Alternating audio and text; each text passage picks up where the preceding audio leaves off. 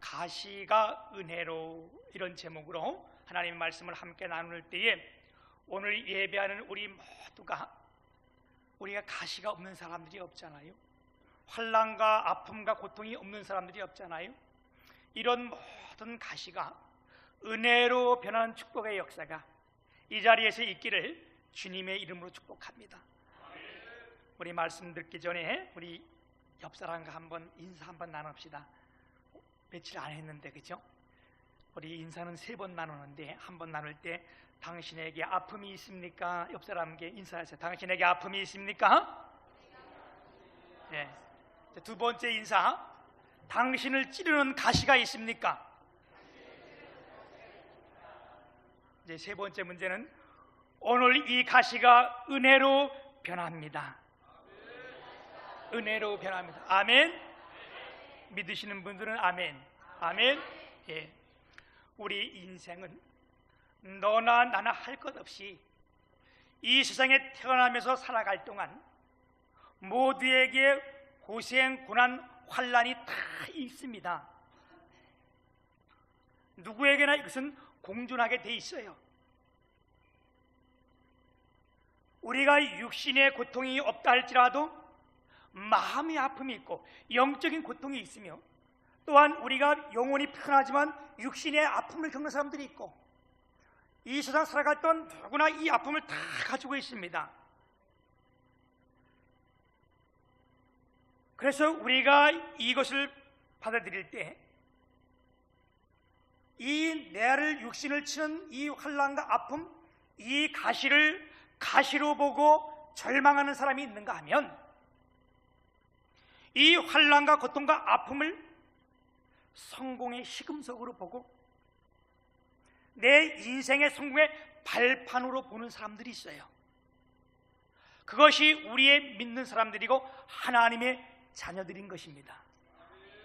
이런 사람은요, 성경에 뭐라 했어요? 세상이 감당할 수 없느니라. 아멘. 이런 분들은 반드시 성공하고 세상이 이들을 어떻게 가둬놓을 수가 없는 거예요. 오늘 이 은혜가 저와 여러분 모두에게 함께 하시기를 축복합니다.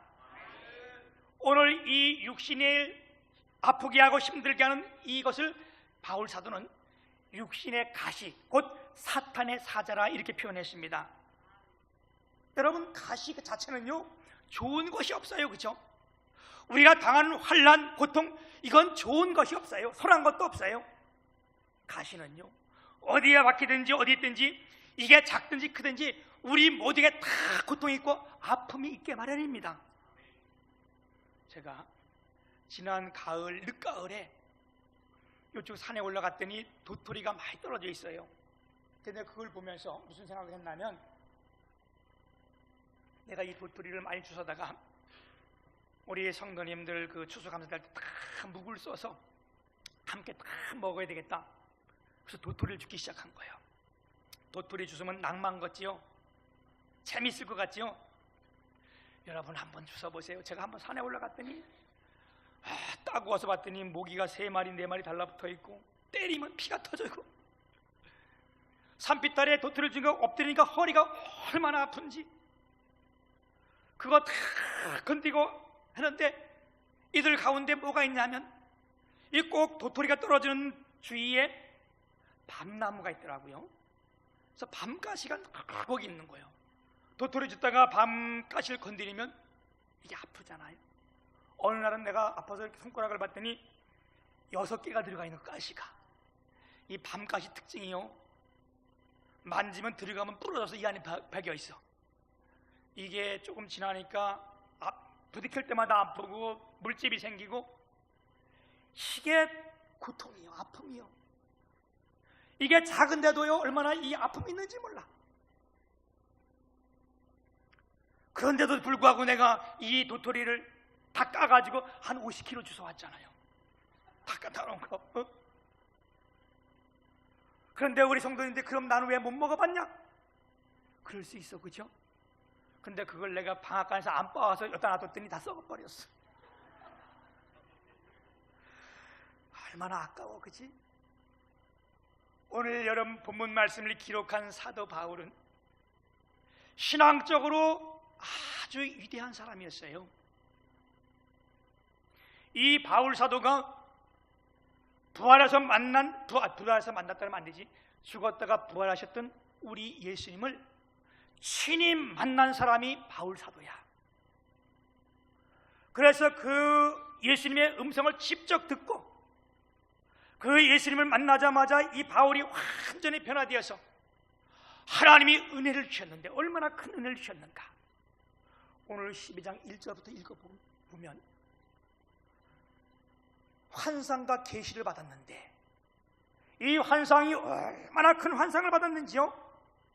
바울 사도가 고백하기를 내가 몸 안에 있는지 몸 밖에 있는지 나는 모르거니와 우리 주님은 아신다, 이런 고백을 해요. 그리고 하나님께 이끌림을 받아 하늘나라까지 올라가서 3층까지 가서 하나님의 음성을 직접 들었고 뿐만 아니라 그 천국의 세계를 눈으로 직접 본 사람이 바울 사도야. 얼마나 대단해. 여러분 하나님 직접 만나본 적 없잖아, 그렇지? 근데 이 바울 사도는 직접 하나님 만났고 그 하나님이 너는 이방인의 사도라 그래가지고 사도로 세운 사람이 바울이라니까. 그리고 하나님이 은사를 주셔서 바울이 기도하면 죽은 사람도 벌떡벌떡 일어나. 하기야 벌떡벌떡이면 내가 가장이고 죽은 사람 한 번 일어나는 거예요, 그렇지? 바울이 하나님 말씀을 증거하는데 바울이 말씀을 증거하다 시간이 좀 길어졌나 봐. 유도구라는 청년이 난간에 앉아서 졸다가 떨어져서 죽은 거예요. 그랬더니 바울 사도가 안수해서 그 죽은 유도구를 이렇게 세웠잖아요. 여러분, 이런 위대한 바울 사도가 있을 때는 졸아도 괜찮아. 그런데 나는 여러분 졸다가 죽으면 못 고쳐. 절대 졸으면 안 돼. 아멘. 병든 사람마다 기도하니까 그 병들이 다 치료 안 받았고요. 심지어는요, 바울 사도가 가지고 있던 손수건을 갖다 만져도 병이 났고 겉옷을 갖다가 덮어도 병이 다 난 이런 바울 사도야. 근데 이런 사도가 뭐라 그래요? 내 육신의 가시 곧 사탄의 사자라. 내 안에 가시가 있다는 거예요. 그 가시가 육적인 질병인 것은 우리는 알아요. 근데 그 병이 무엇인지는 몰라요. 성경에 기록이 안 돼 있어요. 그런데 바울 사도가 내 육신의 가시. 그런데 여러분 원문에 보게 되면 이 가시가 스콜로프, 어떤 것은 스클롭스 이렇게 발음을 해도 되는데 이 스클로프라는 원문인데 무슨 말인가? 이 스클로프, 바울이 말한 내 육신에 가시가 있다. 이 가시는요, 스클로프란 뜻이 어떤 뜻이냐면 여러분 말뚝 아시죠? 또 뾰족한 창 이런 뜻이요. 말뚝을 모르는 사람은 없잖아. 우리가 무슨 나무를 심을 때나 그러면 넘어지지 않게 말뚝을 받쳐 놓잖아요. 고추를 심거나 토마토를 심어도 넘어지지 않게 받쳐놓은 그 말뚝이라고 하잖아요. 그거를 바울이 그런 고백을 한 거예요. 내 육신의 가시, 그게 뭐냐? 내 육신에 말뚝이 들어가 박혀 있다. 또 어떤 뜻이냐면 뾰족한 창이 속에 들어가 있다, 이런 고백을 해. 얼마나 그 육신의 환란이 큰지 내 육신의 가시, 그 가시가 바로 뾰족한 창이 들어가 있다, 이런 뜻이에요. 그 제가 그 도토리를 줍다가 밤가시만 들어가도 얼마나 아픈데 그 몸속에 창이 들어가 있다고 생각해 보세요. 그죠? 한 달여 전에 저희 형님이 손에 수술을 했어요. 손바닥을 수술을 했는데 한 달이 지나도 이게 잘 안 낫고 자꾸 곱는데, 그래서 내가 그러지 말고 빨리 그럼 다시 병원에 한번 가보세요. 그랬더니 형님이 병원에 갔다서 이야, 세상에 그런 일이 다 있냐? 그래서 내가 왜? 했더니 안 난다고 사진을 찍었더니 이 손바닥 안에 수술을 하고 이물질을 집어넣고 그냥 꾸며놓은 거야, 이 안에. 그랬더니 그 한 달이 되도록 그렇게 움직일 때마다 아프고 고통해서, 그러면서 병원 의사가 잘못했다고 막 그래드리라는 거예요. 미안하다고. 그래서 형님 그냥 오셨어요? 그랬더니 그냥 왔지 뭐 잘했어 그냥 그랬어요. 그거 어떻게 할 거예요? 다 끝났는데, 그죠? 이 물질 하나만 들어가도 고통스럽고 아픈데 바울 사도는 내 몸 안에 뾰족한 창이 들어가 있다, 아니면 말뚝 같은 게 지금 내 안에 있다, 얼마나 아프고 고통스럽겠어요. 이런 고통을 하고 있는 거예요. 여러분, 중요한 것은 뭐냐? 이와 같이 하나님 앞에 직접 만나고 부름받고 또한 이와 같은 능력 있는 바울 사도도 고통이 있었다면, 가시가 있었다면 우리인들 왜 고통이 없겠어요? 왜 아픔이 없겠어요? 그죠? 우리는 다 고통과 아픔이 있습니다. 그래서 이것 때문에 바울 사도가 하나님께 하나님 이것을 제거해 주옵소서, 나는 제거할 능력이 없습니다. 그리고 하루에 3번씩 기도했더니 하나님의 응답이 그거란 거예요. 내 은혜가 내게 족하도다. 이는 내 능력이 약한 데서 너에게 온전해짐이라. 이런 고백을 해요. 이 말이 뭐예요? 이 아픔 가시가 은혜로 변했다는 거예요. 오늘 이곳에 나온 여러분, 우리 얼굴은 다 환해 보이지만 저 사람이 무슨 고통이 있을까 그렇게 말할 수 모르지만 여러분 모두에게는 아픔과 환난과 고통이 있어요. 남에게 말 못한 아픔도 있을 수 있고, 그죠? 내 사랑하는 남편이 내 고통 다 알아주나요? 아니, 안 그럴 때가 많아, 그지? 같이 사는 내 자녀들이 우리 아픔 다 알아줄까? 안 그럴 때 많아요. 오늘 이런 아픔과 고통 가시가 바울 사도가 주님을 만남으로 말미암아 이게 은혜가 되었듯이 오늘 이 예배의 이 장소가 가시가 은혜로 변하는 장소가 되기를 축복합니다. 여러분, 저도 아픔이 있어요. 여러분이 생각할 때 무슨 목사가 아픔이 있겠냐, 고통이 있겠냐, 무슨 슬픔이 있고 절망이 있겠냐 이렇게 말할 수 있어요, 그죠? 그런데 저도 아픔과 고통이 있는 거예요. 아멘. 제가 말씀드렸잖아요. 나도 서운한 거 있어요. 왜? 인간이기 때문에 그래. 내가 도토리 주워다 놓은 거 다 썩은 거 버릴 때 나도 살짝 시험이 들었다니까.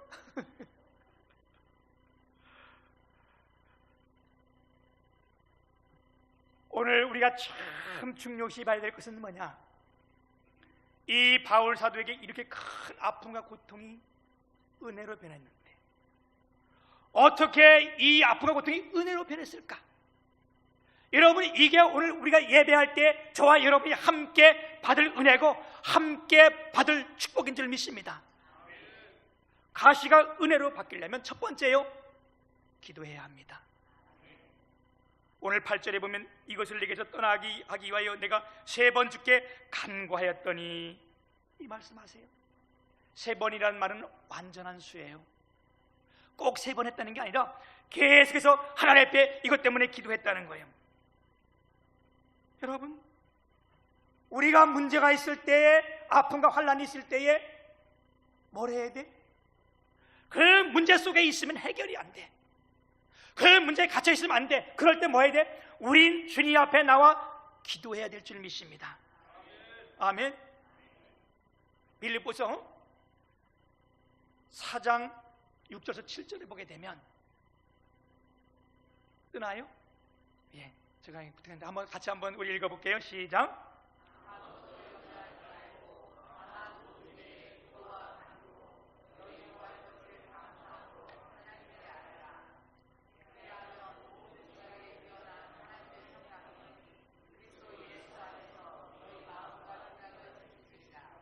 아멘.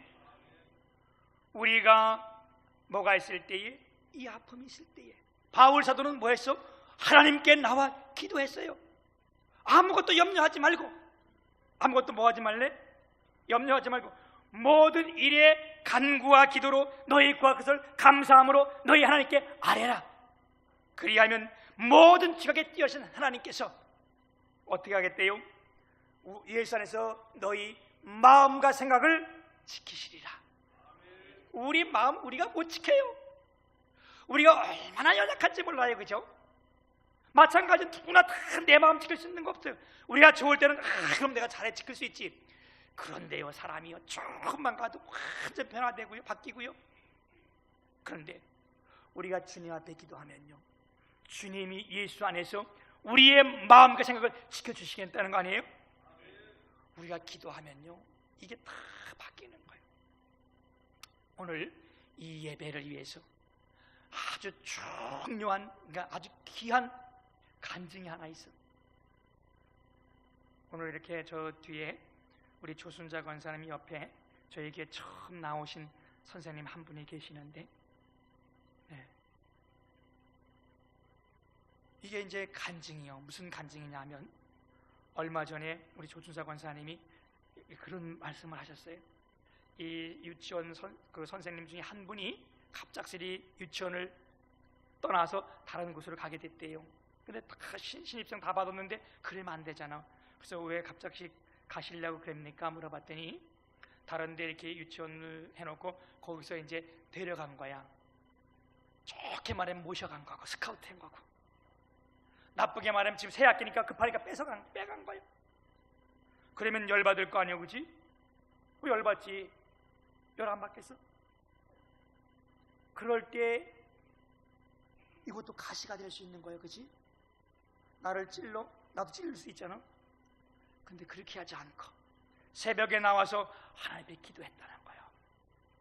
하나님, 우리 지금 이런 일이 있었는데 우리 새로운 선생님, 좋은 선생님, 꼭 믿는 사람 오게 해주세요. 기도했더니 마음속에 하나님이 이렇게 말씀하시는데, 안 믿으면 어떠냐, 네가 전도하면 되지. 그래서 기도하다 말고 아멘 그랬다는 거예요. 그래서 선생님 모집했는데 선생님이 오셨는데 물어봤대요. 그랬더니 우리 언니는 교회를 다니는데 나는 교회를 안 다닌다. 그런데 교회 다니려고 생각 중에 있다. 오늘 오셨잖아요. 아멘. 야, 저 뒤에 앉으신 분이 그분이신데 나도 처음 본 거예요. 우리 박수 한번 드립시다. 잘하셨어요.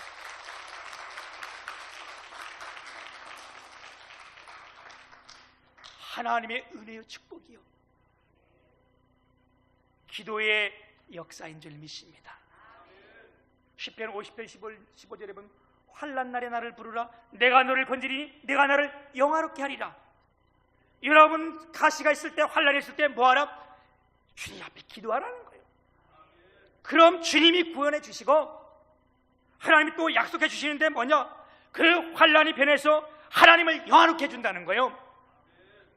우리 권사님이 환난이 변해서 지금 하나님을 영화롭게 하고 있는 거 아니에요? 아멘. 예레미야 33장 3절에 잘하는 말씀 아니에요, 그죠? 너는 내게 부르짖으라, 내가 내게 응답하겠고 내가 알지 못하고 그거 비밀한 일들 너에게 보여주시리라. 아멘. 우리가 기도하면 하나님이 응답해 주시고요, 비밀한 일을 우리 알게 해주시는데 그 비밀한 일은 여러분 귀에 박히도록 들어야 돼. 그 비밀한 일이 뭐라 그랬어요? 보지도 못하고 듣지도 못한 일을 주님이 이루어 주겠다. 아멘. 또 하나 어떤 뜻이 있냐면, 남들에겐 다 비밀로 된 걸 너에게는 알려주겠다.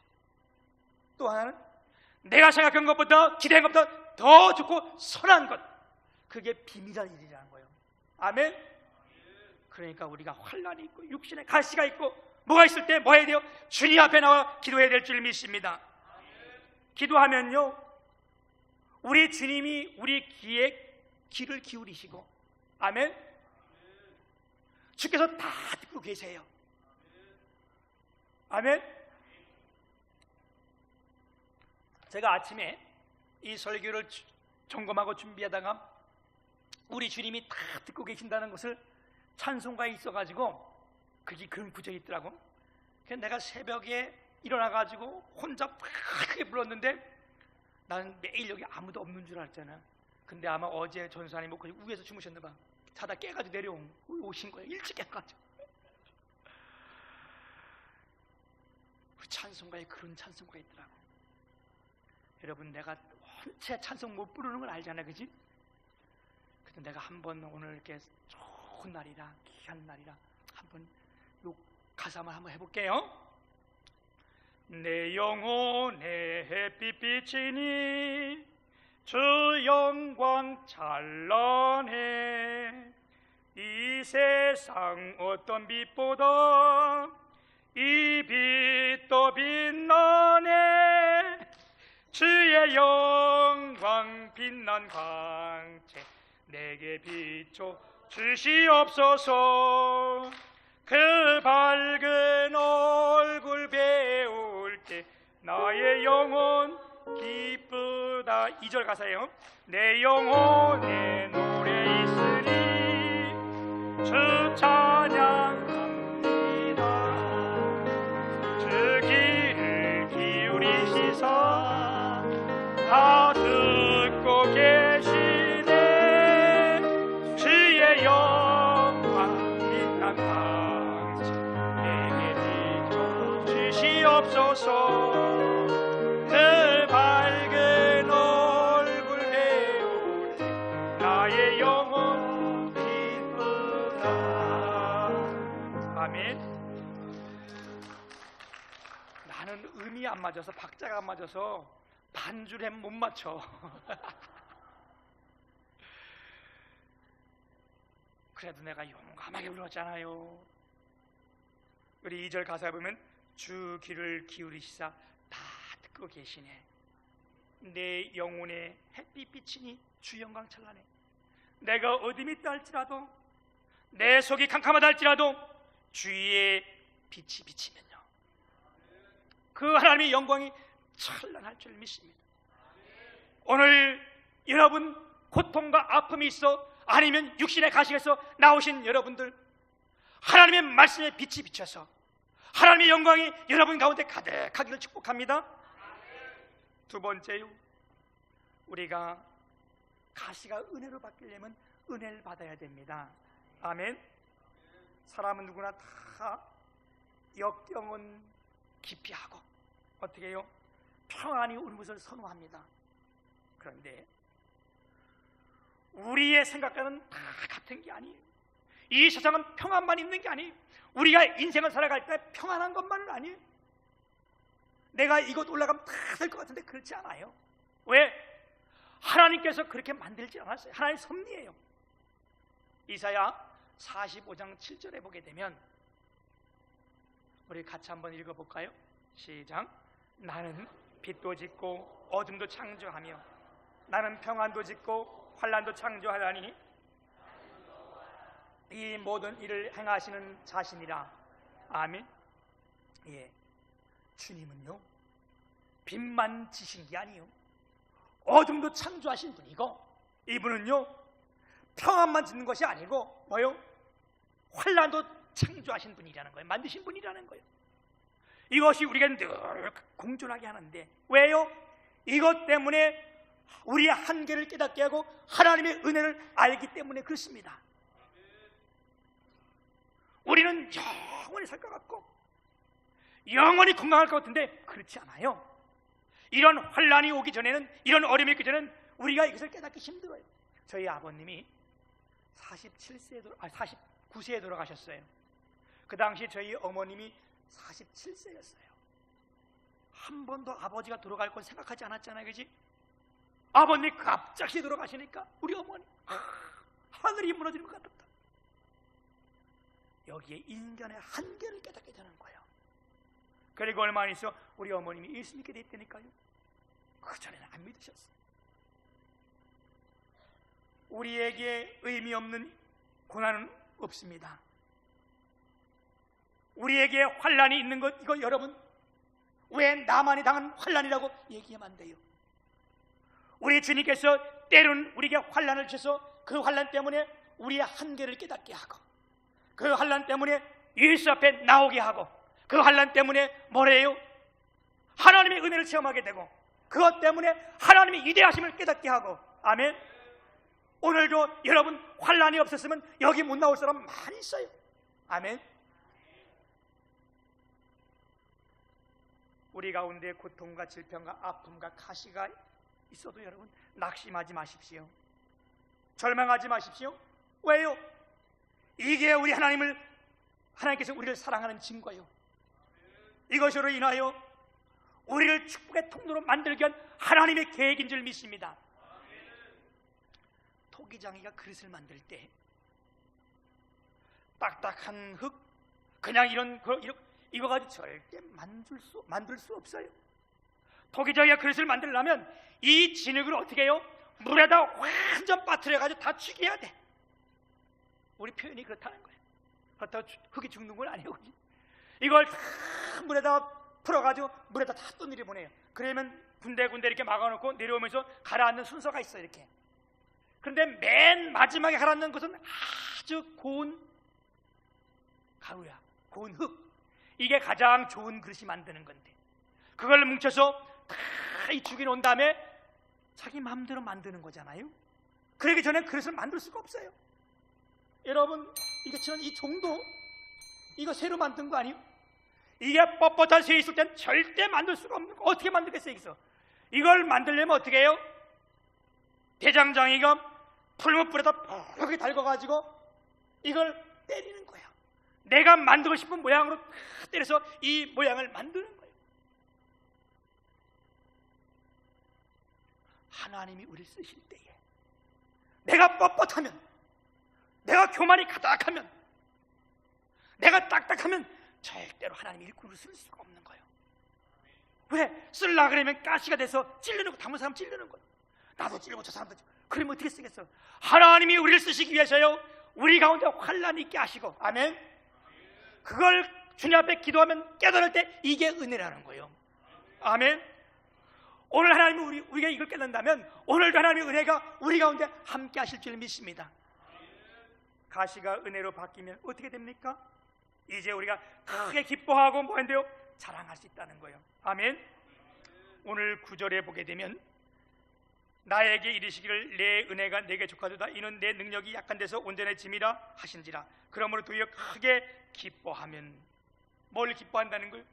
나의 여러 약한 것들에 대하여. 여러분, 우리의 환난에 대해서 기뻐할 것이 어디 있겠어요? 약한 것들에서 기뻐할 것이 어디 있겠어요? 그죠? 그런데 하나님의 은혜를 깨닫게 되면 어떻게 되는데? 이걸 기뻐하고 자랑할 수 있다는 거예요. 10절에도 보게 되면 그러므로 내가, 결론이잖아요. 그러므로 내가 그리스도를 위하여 약한 것들과 능력과 궁핍과 박해와 곤고를 기뻐하노니 이는 내가 약한 그때의 강함이니라. 아멘. 할렐루야.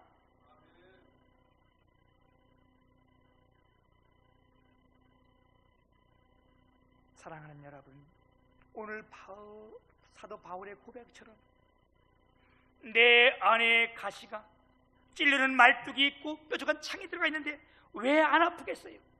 왜 고통이 없겠어요? 그러나 그것을 통해서 하나님의 능력을 우리에게 온전히 나타나게 하심을 깨닫게 되고, 아멘.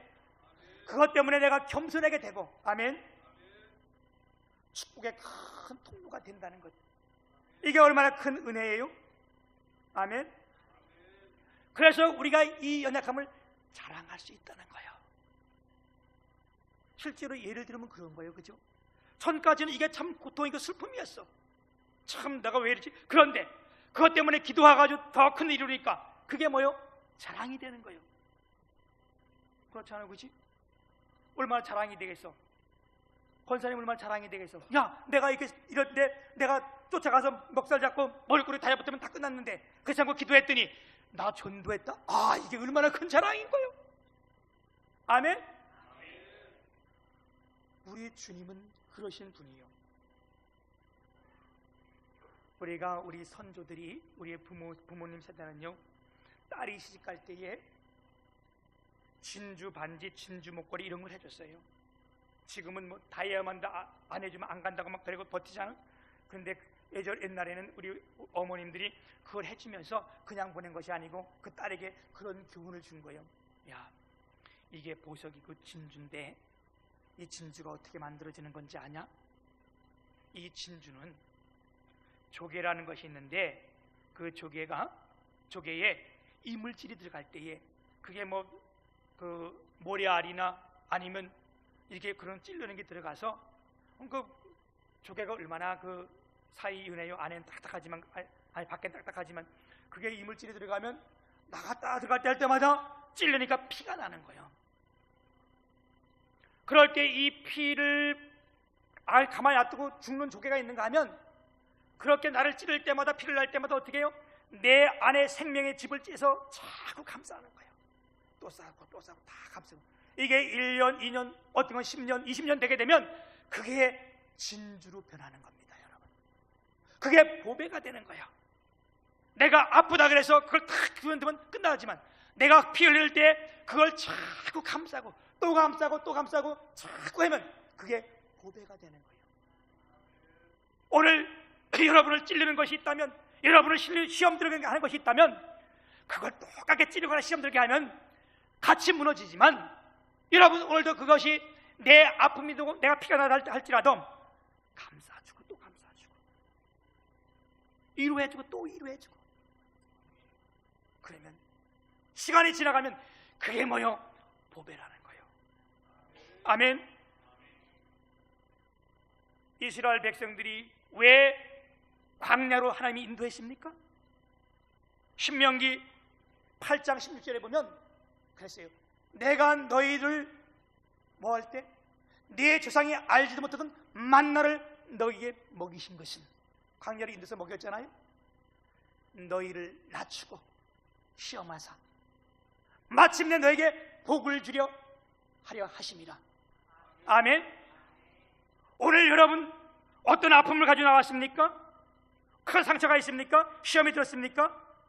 엄청난 진주를 품고 있다는 사실을 여러분이 깨달으시고, 우리 모두가 다 진주를 생산하는, 보배를 생산하는 귀한 주님의 교회의 성도들이 다 되시기를 주님의 축복합니다.